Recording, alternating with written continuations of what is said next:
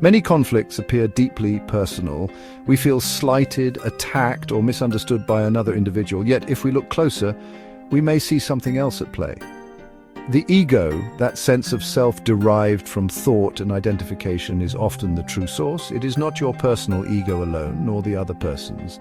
It is a collective phenomenon. When egos clash, it is rarely a unique, isolated event. It is more like two waves in the same ocean, temporarily taking on distinct forms. This illusion of separateness is the ego's primary trick. The ego thrives on identification. It identifies with possessions, job titles, opinions, and nationalities. It also identifies with grievances. When a group shares a common grievance, a collective egoic entity can form. This entity has its own momentum, its own need to survive and assert itself. Think of a sports team's rivalry magnified 1,000 times. This collective ego is not personal to any single fan, yet it powerfully influences their thoughts, feelings, and actions. Recognizing this impersonality is the first step towards disidentifying from it, towards finding a space of peace within. The us versus them mentality is a primary expression of the collective ego. This pattern creates artificial boundaries between groups of people. These boundaries can be based on nationality, religion, race, political affiliation, or any other label the ego can cling to. Once these lines are drawn, the ego seeks to strengthen its identity by emphasizing the differences. The US is perceived as good, right, and superior, while the them is often demonized. This is not a rational process, it is an emotional, egoic one. Nations go to war, not because every citizen of one nation personally hates every citizen of another, but because collective egos clash. Each side believes in the absolute righteousness of its cause. The ego needs enemies, for without an other to define itself against, its sense of identity feels threatened. Consider how this plays out even in smaller communities or organizations. Rival departments in a company, different social cliques in a school, or opposing political factions within a city all can exhibit this us versus them dynamic.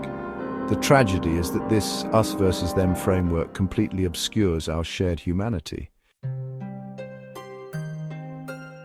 When we personalize the manifestations of ego, we fall into a subtle but powerful trap.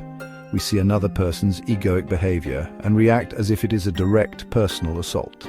This reaction is our own ego rising to defend itself. In that moment of reaction, we become completely identified with our own egoic position. This belief strengthens the illusion of separation.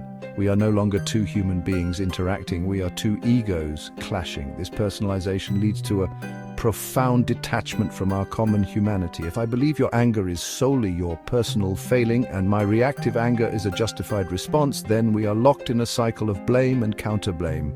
There is no space for empathy, no room for understanding the underlying pain or fear. We forget that the egoic patterns playing out through them are the same patterns that can play out through us. By taking it all so personally, we become blind to the shared human vulnerability that lies beneath. To escape this trap, we must learn to depersonalize the ego, recognize it as the ego, an impersonal force, rather than John's anger or Mary's stubbornness directed specifically at you.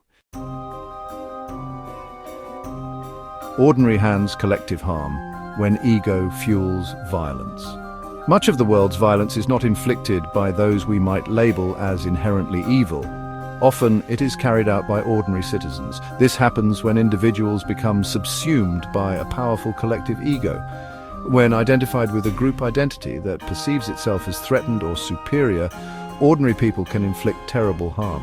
Their individual conscience becomes overridden by the collective imperative. The collective ego provides a justification, framing violence as a necessary act. Soldiers in a war, for instance, are often acting out of loyalty to their country.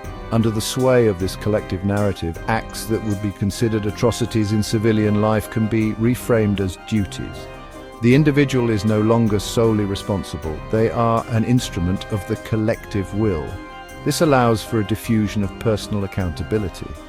Consider historical examples of mass violence. Perpetrators often describe a sense of being caught up in something larger than themselves. Recognizing this dynamic is crucial. The mirror of discontent.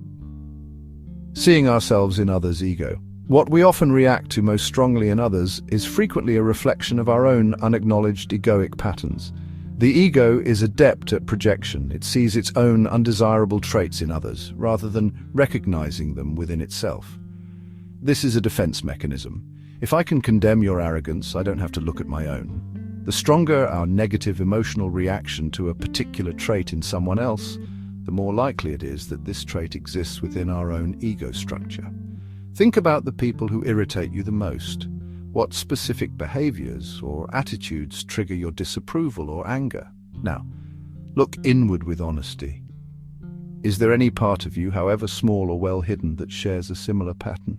The intense irritation is often the ego recognizing itself in another and recoiling. Beyond the story, the power of acknowledging diverse truths. Conflict often arises because opposing sides are deeply entrenched in their own narratives. Each collective ego clings fiercely to its version of reality. This story provides the ego with its identity, its justification, and its sense of righteousness. To question the story feels like questioning one's very existence. Therefore, attempts to resolve conflict by proving one side's story true and the other's false are usually doomed to fail. A more fruitful path lies in recognizing and accommodating different narratives. This does not mean agreeing with a story that justifies harm or injustice.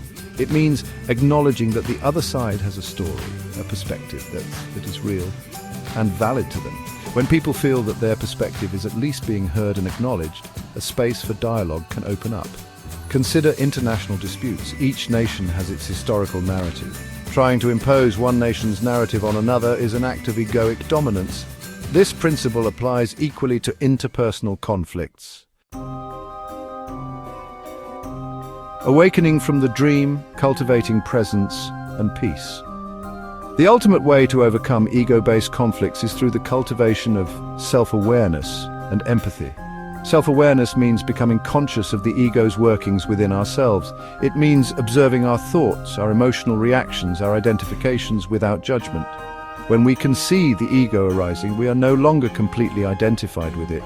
A space opens up between the observer and the observed.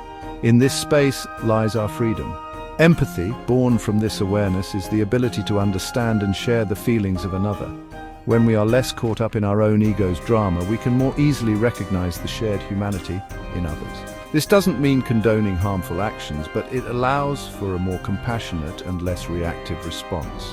The practice of presence, of being fully in the now, is essential for both self-awareness and empathy. The ego thrives on past grievances and future anxieties. By consciously bringing our attention to the now, we weaken the ego's grip. Presence is the key to disidentification.